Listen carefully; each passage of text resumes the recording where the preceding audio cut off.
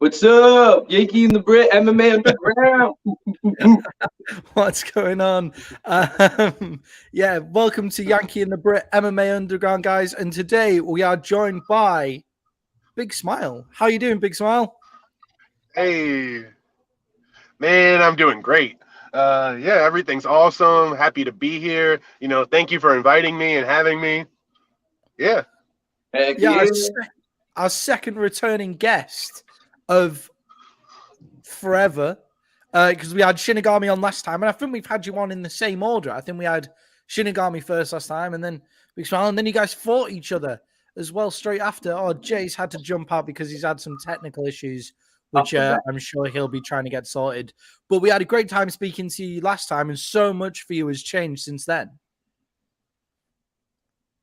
Yeah, absolutely. A lot has changed. Trying to think back. Um, I think I was working in the dojo last time, but now I'm working there full time. I teach youth MMA classes almost every day, so that's really helped. And I'm able to train so much more. I grapple on the clock almost every evening, and it's just such a blessing to be able to, you know, have my whole life starting to surround my martial arts journey and my fighting and stuff like that. Yeah, which must be so nice for you to be able to do that kind of outreach program stuff. That's what really drives some people to do this kind of stuff, because MMA is not a sport that a lot of I didn't get introduced to it I haven't been introduced to it now, if I'm being perfectly honest. But we played team sports like rugby, cricket, football, that has a certain kind of person draw to it that wants to work in a team and doesn't mind other people being fuck ups. Whereas MMA is a good way to kind of have an individual kind of style and take it in your own direction and work at your own pace, which is really good for some people. How has that youth program MMA stuff kind of changed you as a person and improved you as a teacher? So, I mean, one thing about teaching and coaching is it truly helps you understand what you're doing sometimes. I'm the type of fighter or person, sometimes I just pick things up, I can do them fluidly. But when I teach and I coach somebody, it really helps me understand the last 5-10% about why a technique works and how it works. And like you said about individual sports, if I was on a better football team growing up, I'd probably be playing football right now. But my football team was so trash, and I was a lineman, so I'd always block somebody way out there. But then, the quarterback would get sacked or whatever. So it's nice not to have to rely on anybody. And it's nice to be able to teach the youth how much they can do for themselves. That's why I got so into wrestling, is because football was so frustrating having to rely on somebody. So I like the team aspect of training with a team and they support you. But then when you get in there, it's all up to you. And you Yeah, can't blame it on anyone else either. Yeah. I definitely agree with that. When you said you played football, I didn't even need to ask what position you played. I was like, yeah, O lineman. That makes sense. Fair enough. um, uh, so I am a teacher. I'm a trainee teacher. That's what I do. And I find that being a teacher kind of improves you. I'm a history teacher, so it's improved my ability to be a historian. How's teaching improved you as a fighter? Now you're moving on to this pro level, which is something that I'm sure we'll talk about. And Buddy V is much more qualified to talk about the fighting aspect of it than I am. Well, it's helped me so much in my flexibility and understanding of kicks, and because my dojo, we teach MMA, but we used to be a karate dojo, so there's a good bit of that base still in there. So my flexibility has really come up. I'm starting to throw some high kicks. Trying to be like Shinigami a little bit, not the only heavyweight throwing kicks. So I'm feeling good, man. I already have that athletic ability. Now that I'm getting flexible, it's a problem. I could really just throw those kicks right up. And being on the mats every day, I'm more mobile, hand speed's faster. It's great. Well, my question for you is, for a lot of people who watch or they love street beefs or they fight in street beefs, you're one of the guys they can look to. Like, you started in street beefs, now you're doing the amateur, and you're real close to going pro, making a pro debut. Like, can you speak a little on like what that journey was like for those guys who are like trying to make that same journey? Buddy, take notes. Yeah, Yeah, right. I mean the coolest thing about fighting is that individual aspect where it's just you and somebody else. You could easily prove yourself. So like street beefs really helped me able to showcase the skills that I did have and, develop the skills that I need to work on. And, it's pretty difficult to line up a sanctioned amateur fight, but to fight on street beefs is probably the easiest process ever. You sign up on Facebook and you show up, and that's it. And that's really a blessing to get that experience. I think I fought 5 times in 6 months at street beefs, something like that. And that's just MMA. I also had a boxing match, jiu-jitsu matches. Yeah. So it's a great way to rack up that experience. And, you learn a lot about yourself. I'd say one fight is probably equal to 3 months in the gym, how much you learn about yourself. Oh, heck yeah. I saw those fights, man. You were finishing them faster and faster every time. I was like, that's actually the question I wanted to ask. So did your training go like increase between every single fight? Because I saw them getting quicker and quicker. You're just coming out, laying it down, man. Yeah, I mean, my training has definitely been picking up slowly. And the way my schedule works now, I train with the MMA team right before work. And then when I'm at work, I'm bouncing around, shadow boxing, hitting the bag, wrestling with the kids. Then as soon as they leave, BJJ class starts. So it's just been a blessing. And I don't know where I was going with this, but I mean, I'm so blessed to be at the gym I'm at. My sensei has some great connections. They're actually down at AKA right now. And my buddy Hussein and Najim the Rock, they're getting both of them ready for their fights down at AKA. Hussein was rolling with Khabib. They sent me some videos. It was wild to see. Pretty cool to see. Heck yeah. Now, I was curious because you went in Cagezilla, you went 2-0, but both your matches you won with first round submission. What's that feel like? I'm really curious just to go back to back in front of people, everyone watching, and just. Yeah, both first round arm locks. First one was Americana, second one was a Kimura. It felt spectacular. It was so exciting. I still can't wait to see the second match. They haven't uploaded it yet, but yeah, it felt incredible. I got a big rush fighting in street beefs as well, but there's something about when, the lights are dim and like it's that professional feeling. And yeah, there's just nothing better than going and finishing an MMA match with a crowd watching you, cheering. It's why I keep doing this is the rush. I chase the rush, and every tougher fight, every time I keep climbing the ladder, it's even bigger. I feel so great afterwards. I think about it every day. I love it. So King Madness wants to know, Big Smile, who are you fighting next? We'll see. We'll see what happens. I have a potential opponent for April.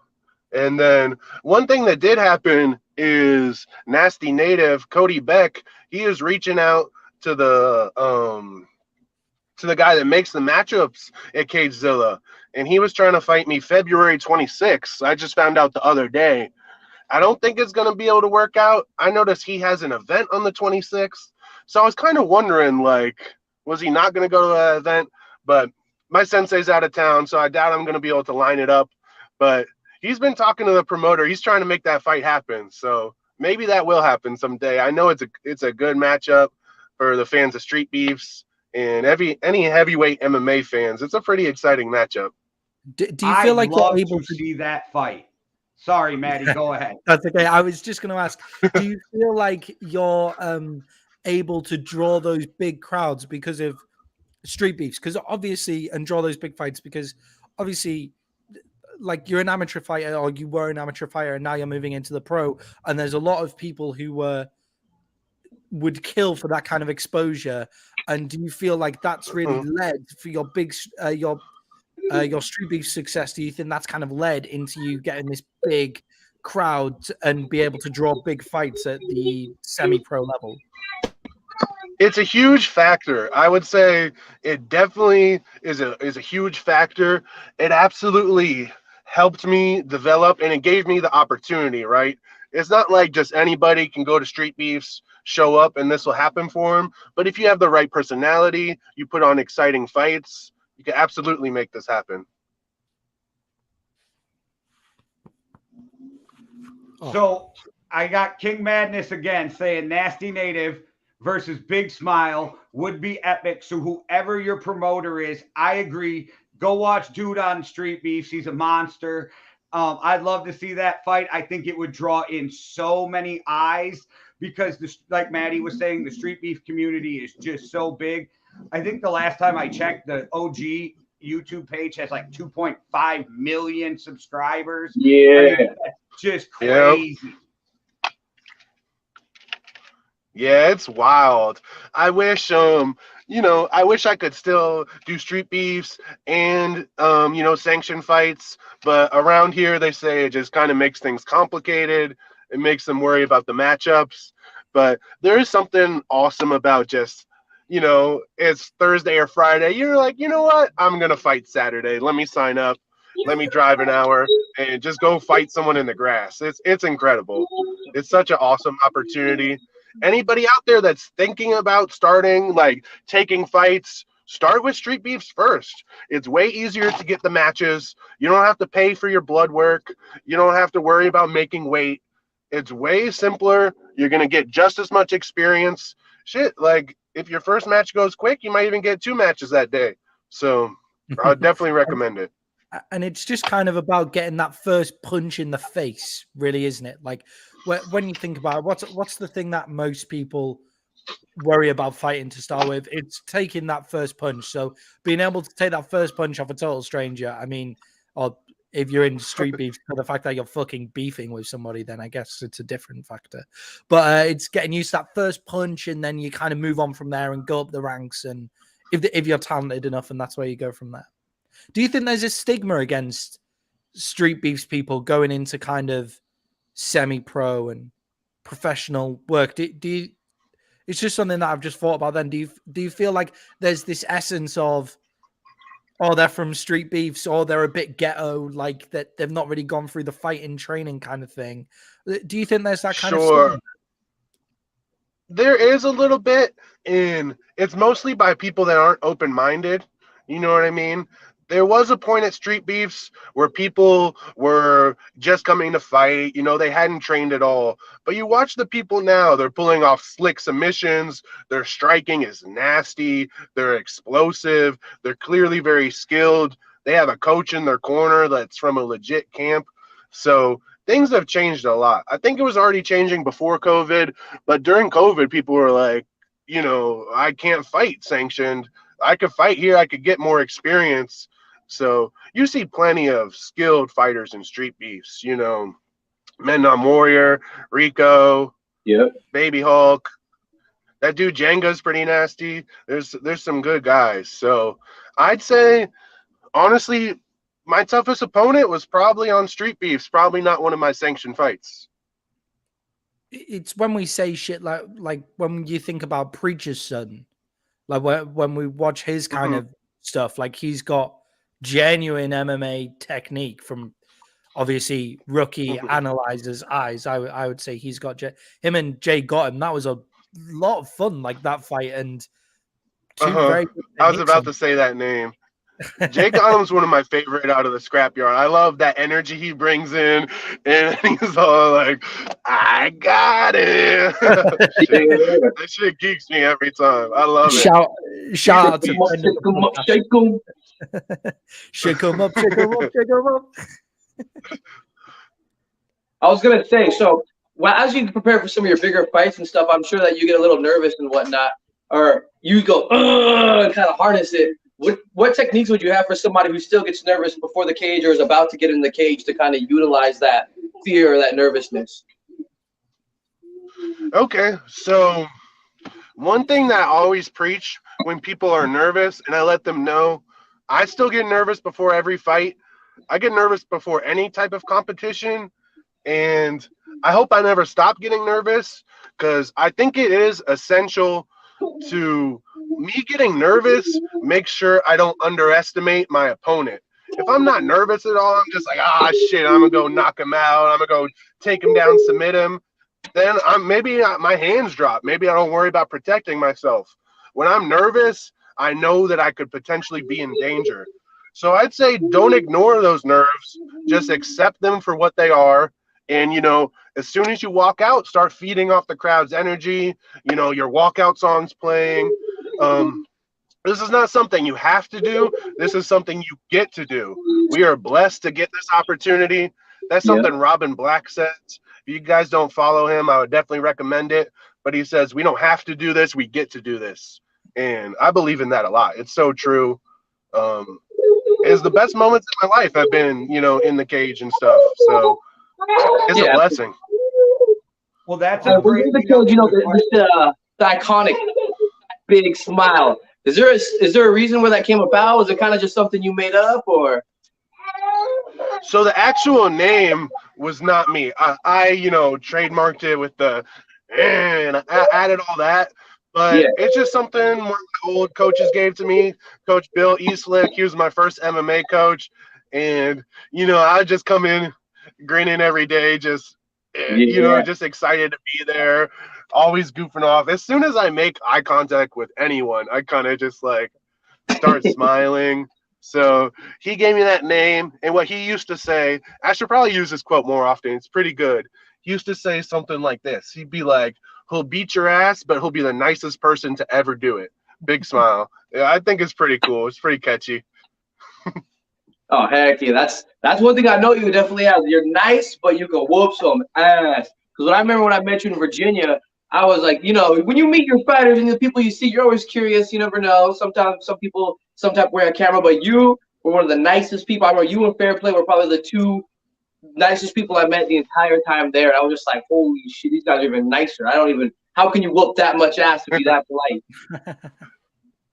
Thanks, man. Yeah, shout out Fair Play. He's the man. Such a good guy. So skilled. And I don't know. There's just when you have the ability to I was just looking at that comment. When you have the ability, to run through somebody, to crush somebody, you really don't have that ego where you feel the need to be rude or mean. Like, I might as well just be nice to everybody. It's a way better world this way. And when it comes down to it, I can protect myself. So it's all good. Yeah, it's if you have the power to whoop somebody's ass as well, it's a lot easier to be nicer to them. You don't have to have a chip on your shoulder or anything like that. You can just you can be nice, and if they're I can't say that words on American things. If they're nice and they're being a dick is a much nicer way of putting what I was about to say.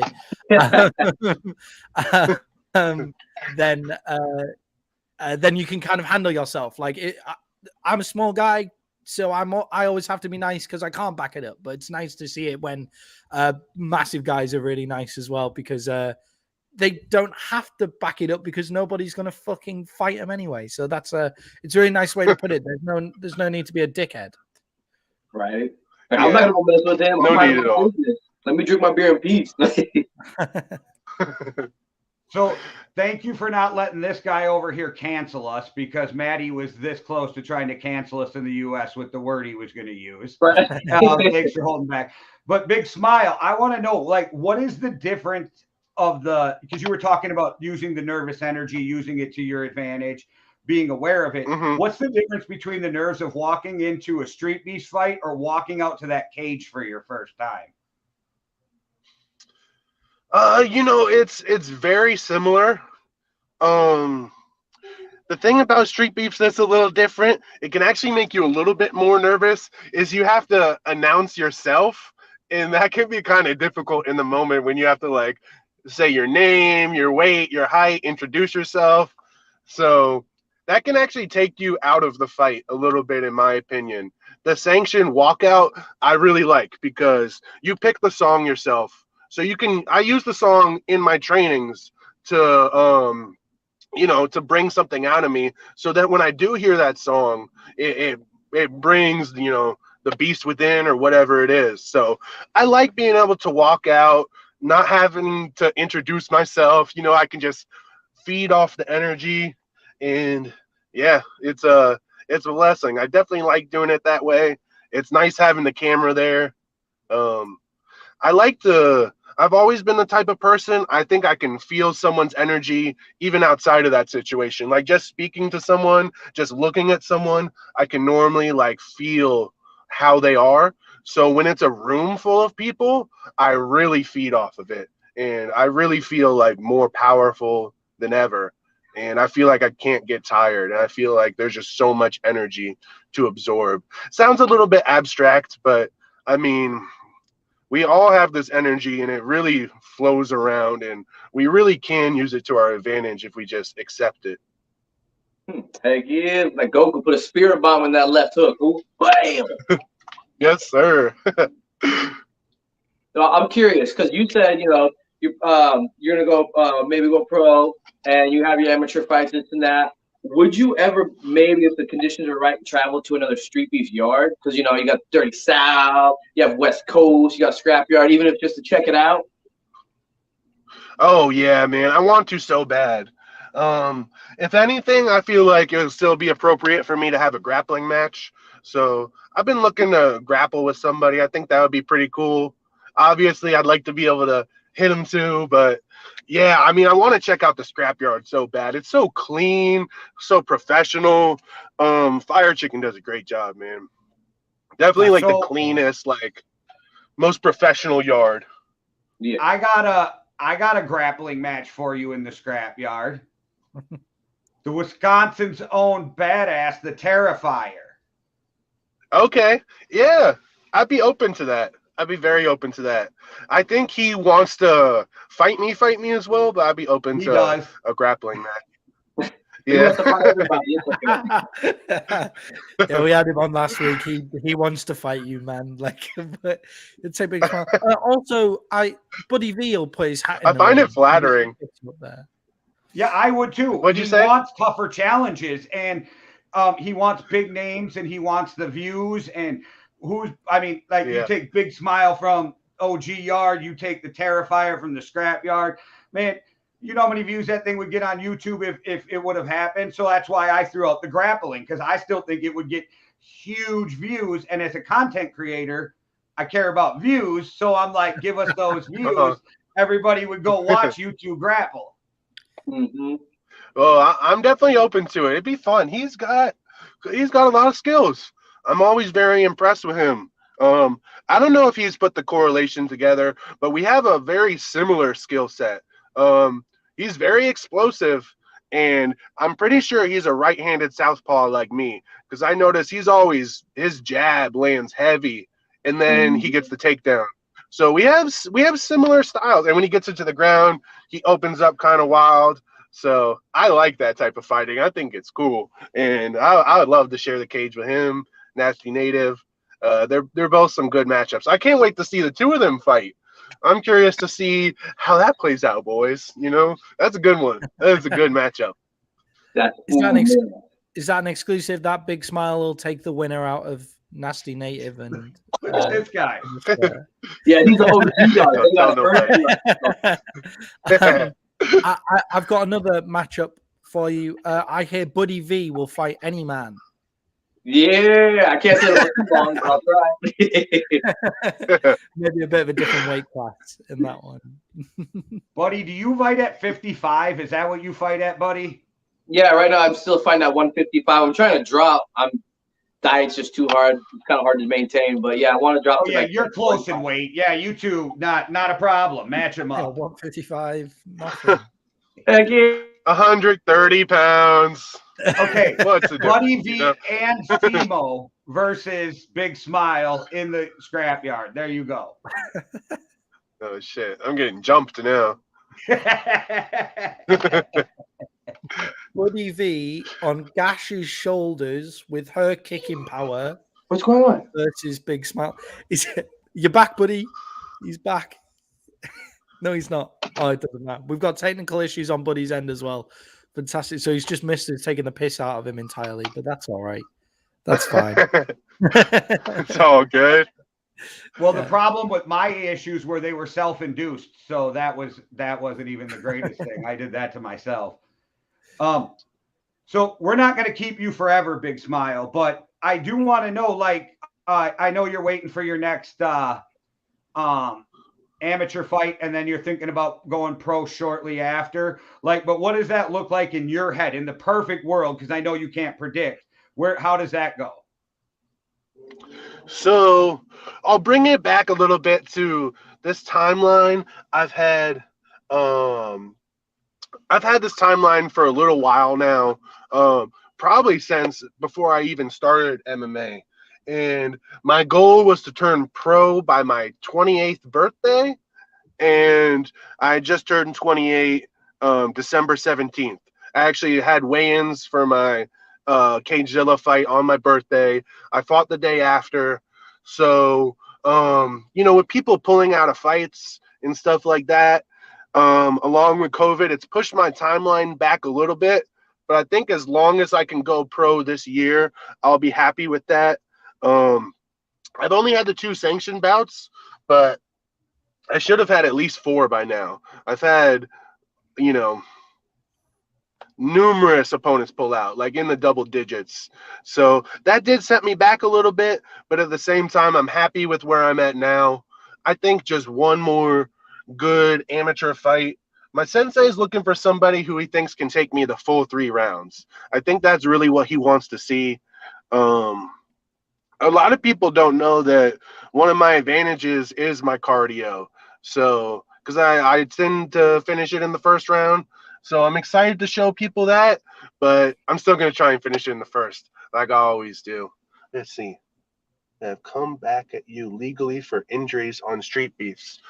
No, nothing like that. We all do sign some paperwork when we fight for street beefs. No, and I don't think anybody got too injured fighting me either. Like, I broke a nose, I gave a concussion or two, but no broken limbs. Everybody's still walking. So yeah. I'm thinking hopefully I can get that fight within the next few months, and then we'll look for the proper pro matchup. I'm pretty excited. I mean, there's a lot of these pro heavyweights out here, especially the ones that aren't in the elite organizations. And I watch them, and I just feel like I'm so much more gifted than them, like athletically wise. And, I move better.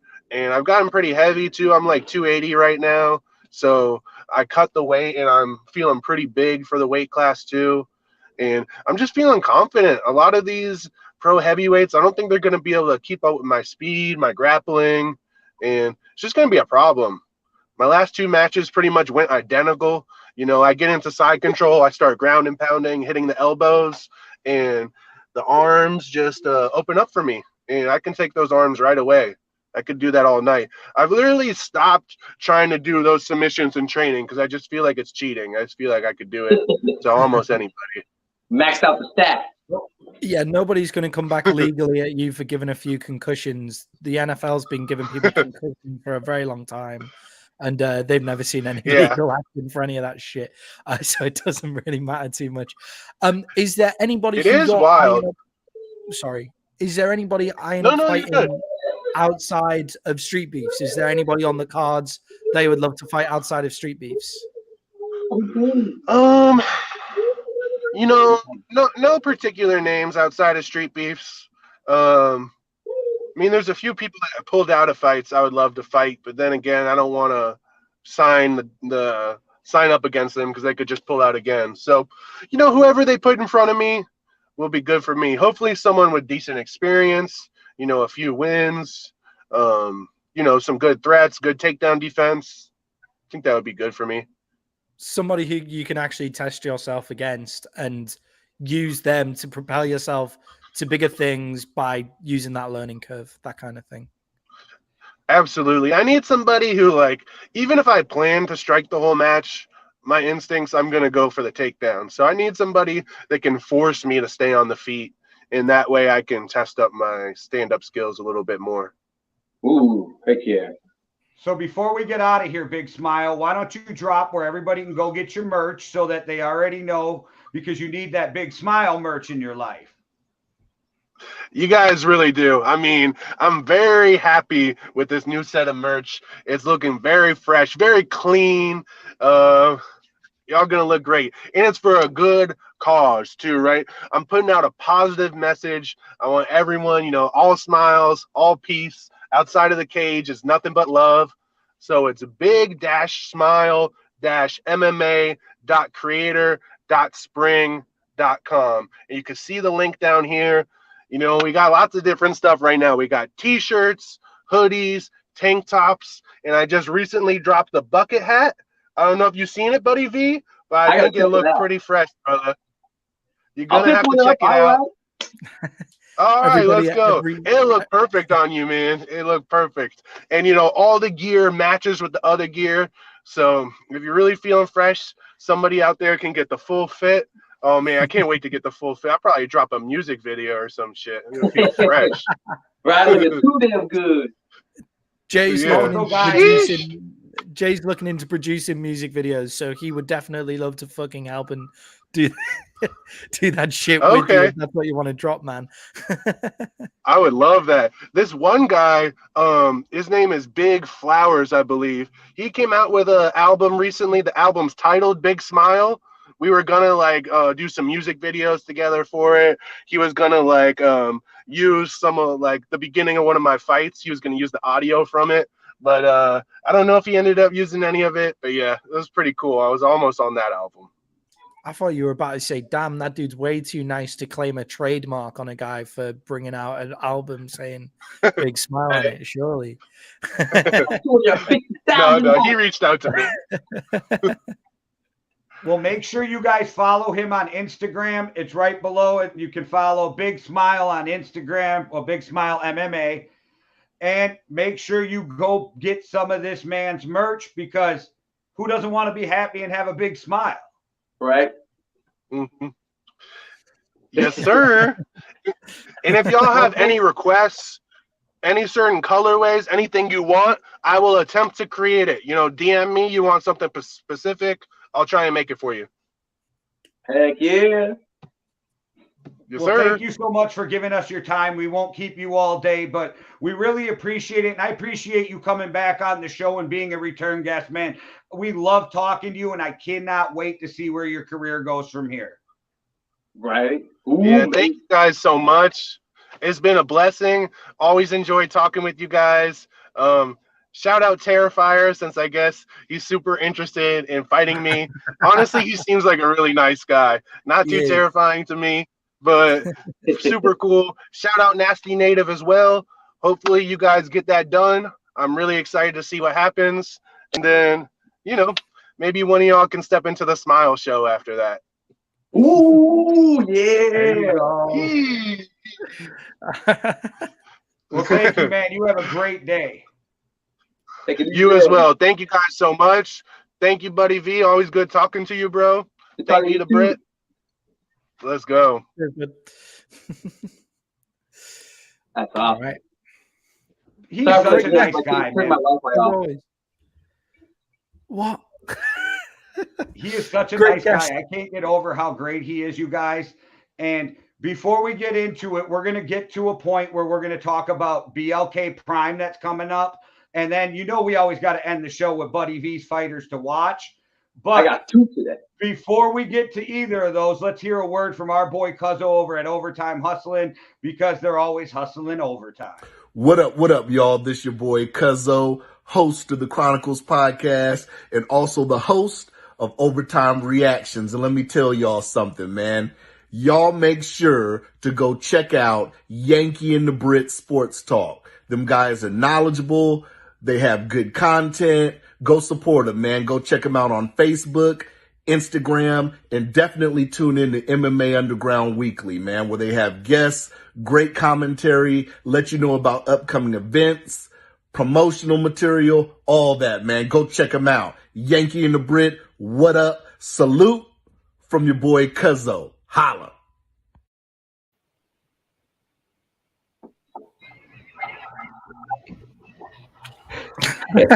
Our guy. That's our guy. But Before we move on with anything, can I just quickly ask something that I didn't want to take up Big Smile's time with, but I'm actually really interested to hear what you guys think, right? What would be your walkout song? Like he was talking about the walkout songs and things like that.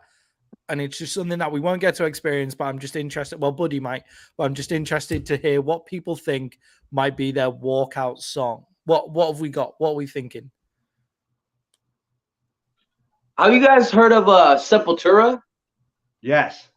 Yeah, I'd have to say probably Prophecy. It's one of my favorite songs, even in the music video. They're on the Navajo reservation, and that song really empowers me with something too. Gets me thinking about a lot of my ancestors and whatnot, and listen to it when I train too, and I'm like, ooh, ooh, ooh. I think that would have to be my walkout song. It gets me pumped, amped, ready to go. Okay. One Step Closer to the Edge by Linkin Park. Ooh, Nice. Tough. right. Tough. Mine would be something far more goofy than that. Like I wouldn't walk out like I like to keep a clear head. I do this when I play rugby. Like I go to training listening to shit by like Killer Mike, Eminem, like even Childish Gambino's Sweatpants #4, like that shit. But then when I actually just before I play rugby, I'd always listen to something like really chilled out, really calm. So I think I'd go for something really goofy to like set the guy on the wrong foot and not give him the chance to empower himself with my song. So I'd pick like Yellow Submarine by the Beatles or just something like that. Just something just fucking ridiculous that just nobody would expect. Yellow Submarine. That's where I've come to the decision. Can you see Maddie like, we all live in a yellow submarine? I'll stop before I hurt people's ears. But yeah. So you guys, I'm really excited about this upcoming event for BLK Prime. I'm going to throw this up on the screen so people can see what's going on. I mean, just think about the fights on there. Not only is Scarface going to fight One-Eyed Wolf, you got Nasty Nate versus Sensation. I mean, this is going to be a lot of fun, and you get to see Scarface and his son on the same card. Yep. That's going to be a good one. Ooh, man. So which one you want to talk about first? Do you want to just talk about the Scarface One-Eyed Wolf first? Sure, because I do want to talk about Butterfly and Iraqi Assassin at some point, but we can finish with that one. All right, yeah. Because I feel like that's going to be a good one. But, I've seen hold on one second. Sorry. I've seen Scarface deal with some beefs before, and he knows how to deal with a lot of those pressure fighters and people coming on, trying to do something, trying to come out and make a statement. And, One-Eyed Wolf, I saw that one fight. He came out, he was brawling, but he doesn't have a whole lot of technique. So, I mean, I think Scarface should be able to utilize that. He's constantly training, constantly doing what he has to do. So, I mean, I think he's going to come out on top. It's just going to time his shots right. And he's heavy-handed, I've heard, from all the people that have, sparred heavy with him or actually fought him. He's got a killer hook, too, when he hits it right to the body. I could totally believe that from Scarface. Like I could believe that the dude has heavy hands. Like it's like he's punching with heavier weighted gloves than everybody else. I could totally believe that from seeing what he's carrying. I just watched an old video of Scarface. I think he posted it today or yesterday of a beef fight he had way back in the day when street beef first started. And that was an MMA match, but this is all boxing. But dude, even the shots back then he was landing, and I know he had some training before that, but that's what, 8-10 years ago, and this dude's been doing nothing but training. And I really he has a style that I haven't seen from a lot of boxers where he keeps that arm in. But I like it. I never saw it before him, but the way he utilizes it, I really like his skill set and I'm really excited to see him in BLK Prime. I know that it doesn't always work out the way you want it to when you go into a fight. But Scarface got some skills, and I've only got to YouTube One-Eyed Wolf a little bit, so I don't know a ton about him. But I agree with you, buddy. I think that there's more skill on the Scarface's end, and I don't mean to disrespect anybody. Maybe it's just because I see a lot of more Scarface training videos too. I mean, that might be it. But I really like Scarface in this fight. I mean, come on. He's getting in there. He's training with all sorts of people, all types of fighters, tall, short, heavy-handed, fast. He's seeing all of it. I mean, we saw One-Eyed Wolf. Yeah, he fought there, and he's getting some training in here and there. But just, I mean, like you said, experience. What about the older boxers? They go against the younger boxers. They think just because they have strength or just because they're a little bit more fit that they're going to come out and win. That doesn't always mean anything. The guy will let you gas yourself out. Plus, he's a tough fucking dude, man. Like that. Like, let's not forget. Like, let's not forget that that's quite important. Like, just being like, yeah, you've punched me in the face. Fuck you. I'm not going down. And Let's see what happens. And let's be real, growing up, Scarface really lived that life. So it's not like he's afraid to get punched in the face or anything. He's had way worse shit come his way in life than a lot of people were ever going to have to deal with. So getting into a boxing ring is nothing. You know what I mean? Compared to the life struggles. But right. The glove doesn't hurt as bad as a bare knuckle. Yeah, I'm excited to watch Nasty Nate because I watch Nate and I follow Nate on social media and I love what he's doing. He's an up and coming young fighter. He's Scarface's son. I like the fact that Scarface went to him and said, "You're going to fight a guy who's 4-0," and he just looked at him and he goes, "You mean 4-1?" Right? Yeah. I mean, he has all the same tools in his arsenal. He's able to train with so many different guys, get in there. And I've seen a lot of his training videos too, where, they're, just cleaning right up 3-something. Like, dang, all right. So they're having the strength already built right behind it. And Sensation, he was my fighter of the week one time, my fighter to watch. I really like the dude, but this is straight boxing. We're not talking MMA, not kickboxing, and his kicks are a huge part of what he utilizes as his fighting style. And I feel like you take that away, he'll be quick. He might have a little bit more conditioning because he's only using that because, sometimes the bigger guys get gassed out. But all it takes is that one hit, and, Nasty Nate's going to come in there and just boom, and he has technique. So he knows how to read it. He's not some little guy coming in here all antsy, he knows how to see things. He's going to read it. He's going to take an opening and utilize on Sensation's mistake. Yeah, and it's something called the Pygmalion effect, and it was written in Tim Sherwood's Learning Rainforest. I've been doing my teaching essay, which is like a 4,000 word shit. So I'm really into this kind of crap now with book learning and that. But it's called the Pygmalion effect, and basically the idea is if you put somebody around, they took some kids and they put them who were in bottom sets or bottom bands, whatever you guys call them, and then they put them in. They put two of them in the top set and then kept two of them in the bottom set that nobody knew where they were at. They realized that the two in the top set, because they're surrounded by what it's like to be a top set person, they then improved faster than the people in the bottom set. And it's called the Pygmalion effect. So being around successful people, being around all these different types of fighters will rub off on you and kind of give you that kind of strategy and that kind of stuff. And that's some PhD learning on MMA right there, guys. Well done. Well, way to educate some people, Maddie. And also, I'm not picking a winner of this fight because I don't know who's going to win this fight. But I am going to say I am a big fan of Nasty Nate. I'm a huge fan of him on social media. He seems like a great kid. He also makes me laugh, and I see him training, putting in the work.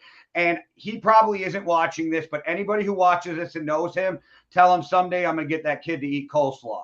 And he knows what I'm talking about.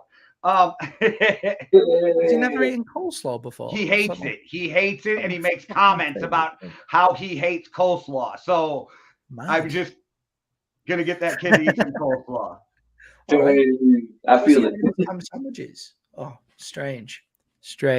Right, what's the next fight? Who are we talking about next? Little Mac versus Little Diesel. Sorry, I screwed up names. I think this could actually be a banger. I think we might have two dudes who just stand there and let it fly. Yep. I'm excited. I like watching both of their fights. I've been a fan of Lil Diesel. I've messaged him a few times with EMC because I met him when I went to the West Coast.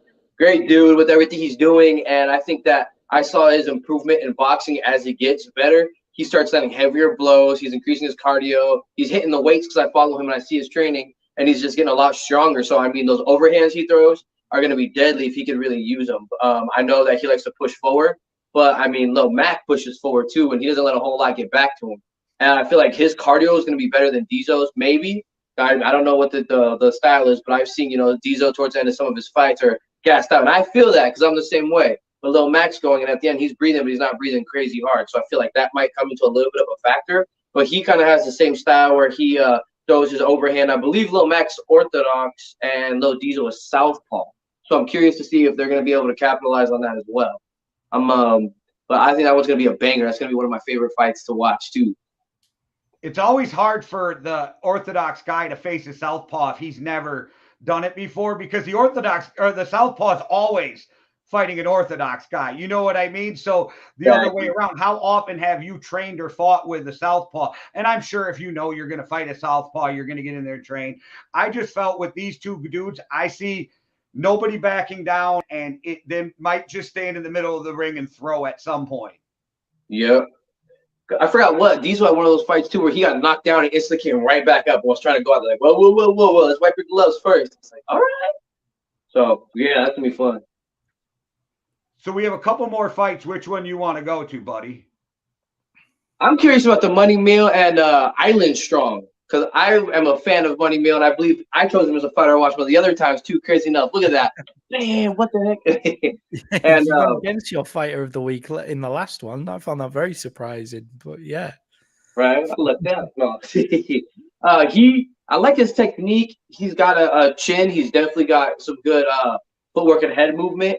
I think that Island Strong is going to be a good match for him, because sometimes when he gets real overconfident, he'll drop his hands a little more. And I don't want to say showboating, but he's got the skills to back up what he does.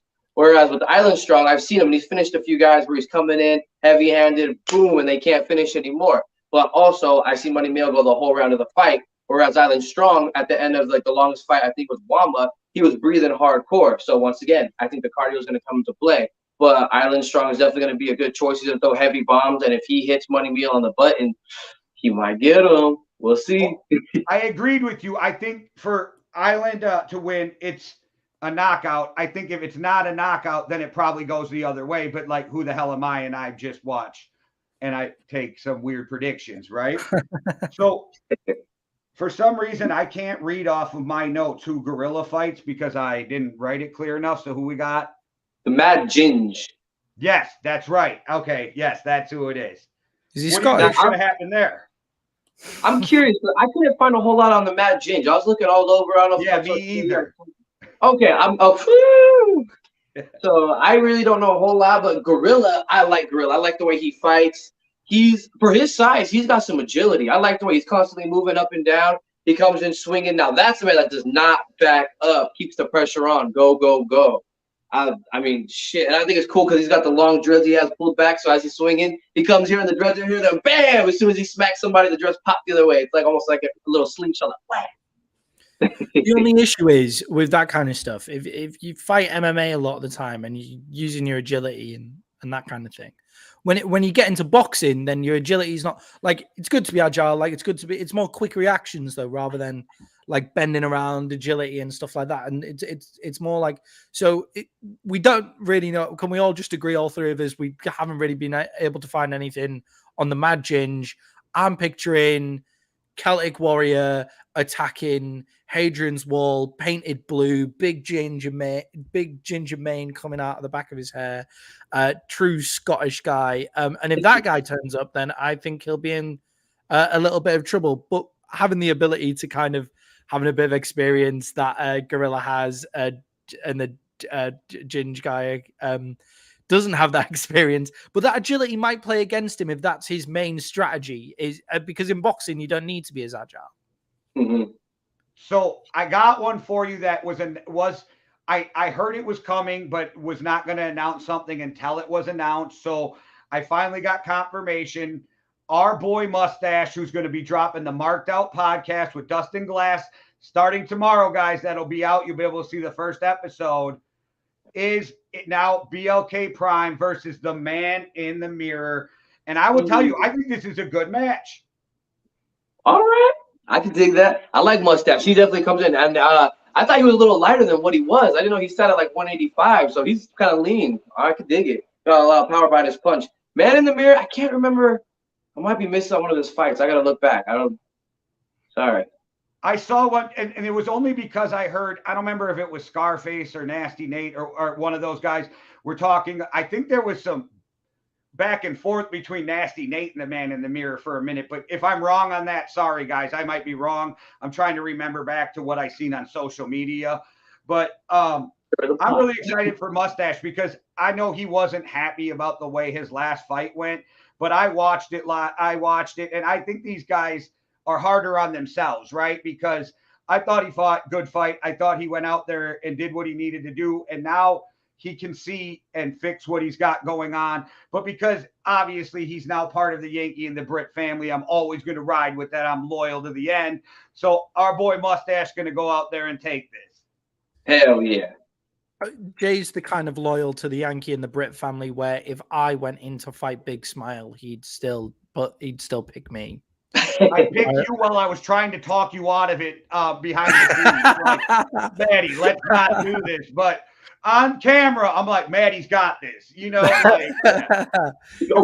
I got $5 on the down. All right, so you guys, we got through BLK Prime, so we all know what time it is. It's that time everybody waits for. I know I do. So let's check out Buddy V's Fighters to Watch. All right, I have 2 fighters to watch. One from the scrap yard and one from the OG yard. Now, the first one, obviously from the scrap yard, I feel like you might know it, is the Terrifier. Ooh. Now, this man, I really enjoy. He's on a winning streak. He's going down. He's posting not only about the stuff that he's doing fighting, but even how growing up he was a wrestling champion. He's been to tournaments, this and that. I mean, the man's a beast. And at this moment, it's almost looking like he's unstoppable, which is making his matchup with Nasty Native that much more anticipated. So I think he's got Kenny Fuego in March, and everyone's been seeing the stuff online. They're going back and forth. So I think that when he shows out in this next fight, he's going to put his name on the map if that match goes out in his favor. And then if Nasty Native goes in his favor too, I don't even know what's going to be next, because then he's going to have a big target on his back, and I know people are going to be wanting that. And then the second fighter I have would be Unknown from the OG yard. I like this man. He's not fighting like every single month, but I met him in Virginia as well. And one of them is he drove 14 hours just to go fight, working a job, this and that. And it's just, I mean, the dedication I see. And he went to a pop-up event, and this man's like, he's coming out, he's laying a hurt down. He loses a fight, comes back, he'll win 2 right there. Bam, bam. He makes it be known, and I mean, he's not unknown. That's for sure. I've watched a couple of Unknown fights. I like him. And then you know me, not even just because he's a Wisconsin dude. I think the Terrifier is a monster. I think that is a perfect name for him. And the fact that he has a wrestling background, I understand the city he grew up in. So I know I'm not too far away. I'm like 3 hours from the city he grew up in. They don't play in the city he grew up in. They throw them things. They go beyond that too. But you got to be able to throw those things when you live where he grew up. And the fact that he's a military guy, like, right? Like, what do you go through just to even be in the military? He's got to be tough as nails. I'm excited to see more fights with him moving forward. I think those were 2 great fighters to pick, buddy. What do you think, Maddie? Yeah, I mean, having met the Terrifier last week online, he's got everything you want from a kind of growing star in the street beefs world. First thing, he's fucking massive. Second thing, he's an army dude and a really tough guy. And third thing, he's a really, really nice guy, but gives us that entertainment value by being a prick that we like. We like people to be. I want people to be a bit of a dick, like Joe Burrow. I love Joe Burrow because he'll just come out and say, I'm better than all of y'all, but I'm also a really fucking nice guy. And that's right. I just said y'all. You're all rubbing off on me. And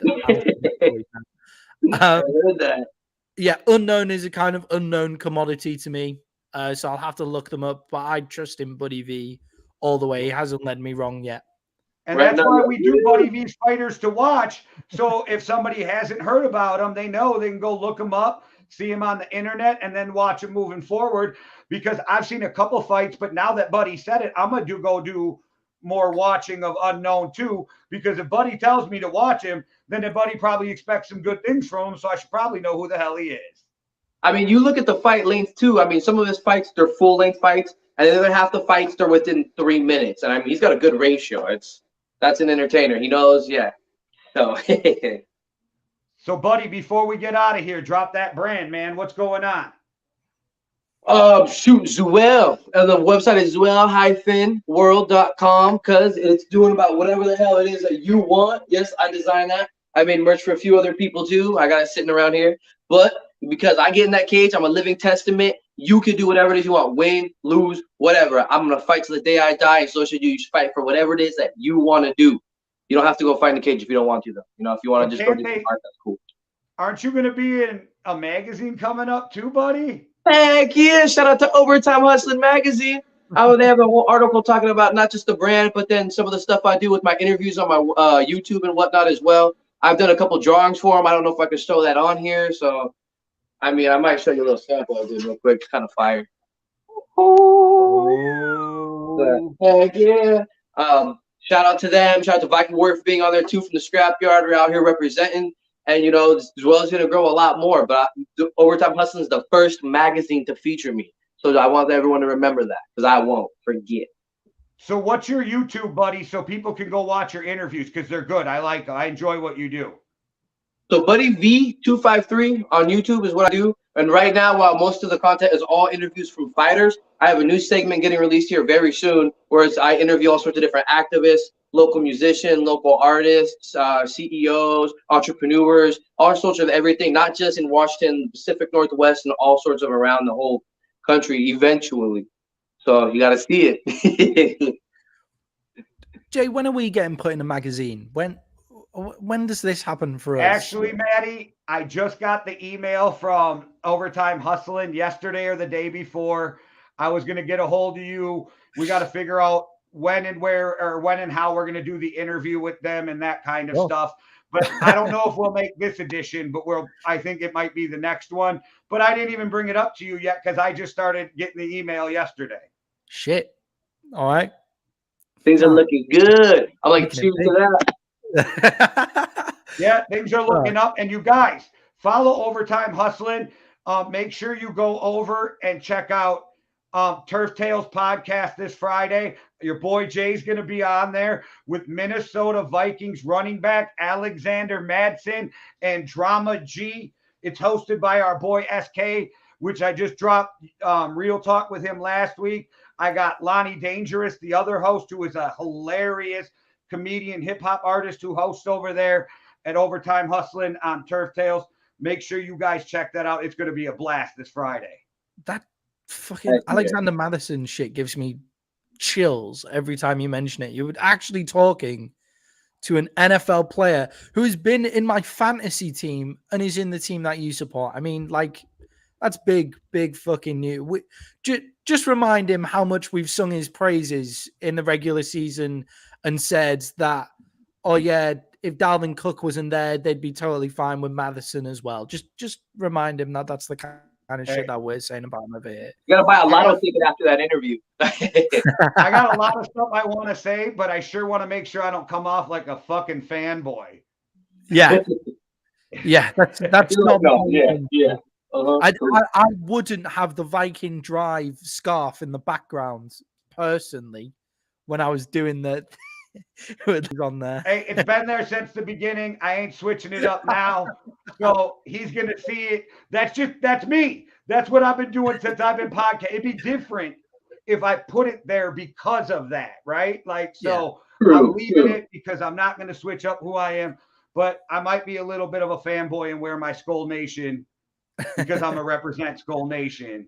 Yeah, with Alexander Madsen. I met my favorite historian yesterday and he signed my book and I totally froze and really fucking freaked out, and I just don't want that to happen to you, man. Like all right, everybody. Thanks for watching. We appreciate you so much. Keep your eye open. Marked out tomorrow. Real Talk with Len B from Peixoto. Shout out Peixoto on Friday. And me and Maddie will be hitting you after the Super Bowl. We got a lot of big things coming forward. Yeah, remember it's Super Bowl Sunday, everybody. Like we'll be doing some shit for that as well. Just don't forget that that's happening as well. All right, guys. One world, one love. Deuces. Yeah.